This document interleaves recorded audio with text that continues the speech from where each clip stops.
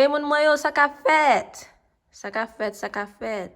Ok, si yo bon Keurig, ou pas kon ki jan pou utilize l, video sa pe do pou kon ki jan pou utilize l. Sou gen yon la kayo, ou bien sou ta bezon achete yon, ou ta reme achete yon, ou pa jan kon ki jan pou utilize l, video sa pale do pou ka achete yon, pou ka kon ki jan pou utilize l. Ok, pou komanse, wap bezwen K-Cup, ou ka achete yon nan Walmart, nan Target, nan Publix, nepot store ki von manje, ou ka achete.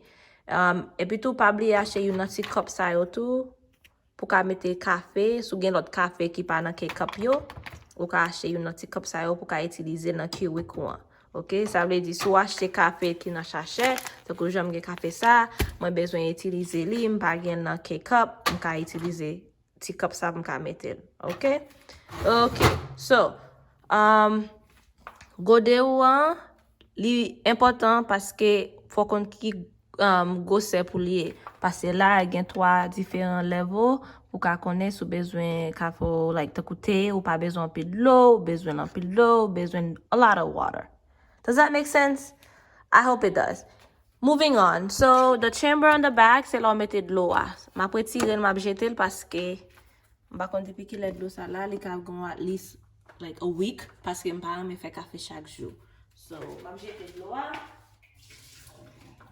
Okay, so the water is empty. Okay? Okay, so kounya nou pal vide de l'eau. Moi-même pa reme utiliser de l'eau sink. Mpa boil tout daye, so I don't like it. So I use bottled water. So I'm gonna put bottled water. Nan vide nan. Nan sa. Et puis tout, pa bliye même a dit K. Anyway, pas oublier Keurig ou vient avec un petit bagage qui dit un petit ligne qui gagne max la donné qui veut dire ou pas qu'à vider trop de l'eau pour pas overflow. So it has to be just enough water to get to the level, if that makes any sense. All right. Okay. There. Not montrer non.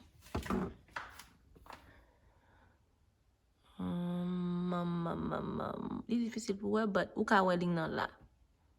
Right here. You see the line right here? Okay, so ave di mpa vide twop pour li pa overflow. Alright, so nap couvri li.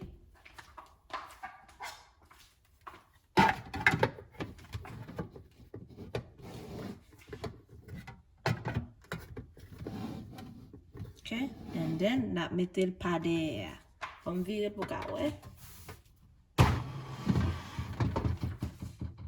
Boom.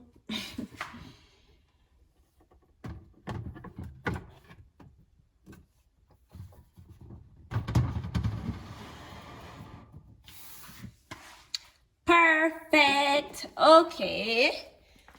Alright, so nap chwazi café nou, moi-même I'm getting mocha. I'm getting creamy hazelnut.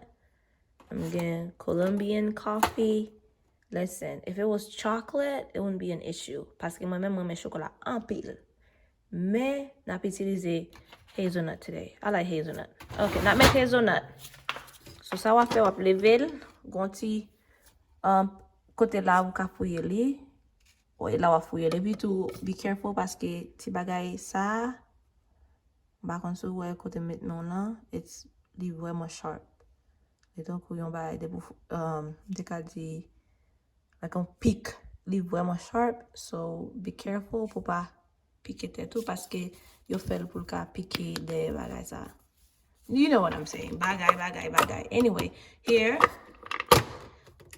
when you press on it, lumière yo pa lime.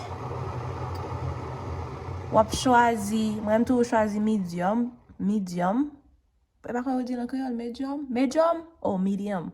Okay.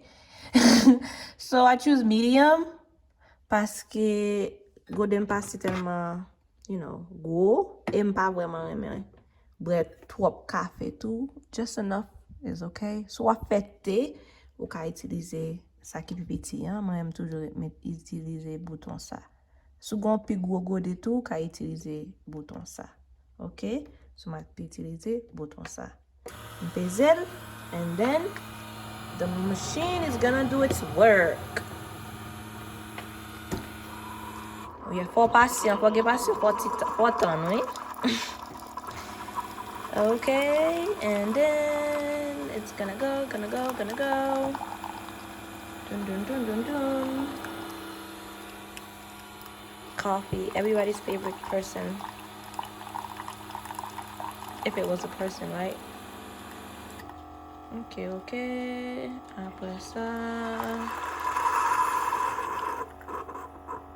Ok. Kounya, ouais, on sait le bouton qui li met. Cool fini, ou après li eten.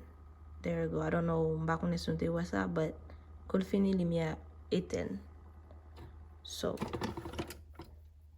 this is my favorite part. E sa m pi reme nan Keurig lan paske li easy pou clean. Ou pa nan bagay apre tire mba kon ken ba la the filter?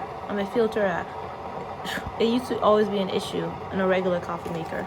So Keurig lan, web 2 on the bottom, 2 on the top, throw it away and it's done. That easy. So, vamos jeter.